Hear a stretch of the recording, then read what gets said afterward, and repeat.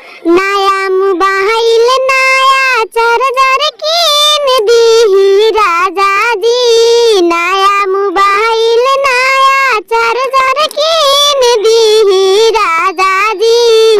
Video calling रउआ से बतियाइबे करब ए राजा जी। वीडियो कॉलिंग रउआ से बतियाइबे करब ए राजा जी।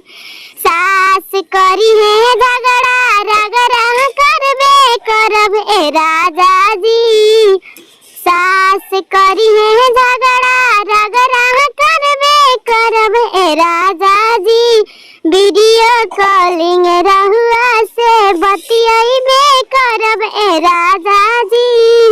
वीडियो कॉलिंग रहुआ से बतियाइबे करब ए राजा जी।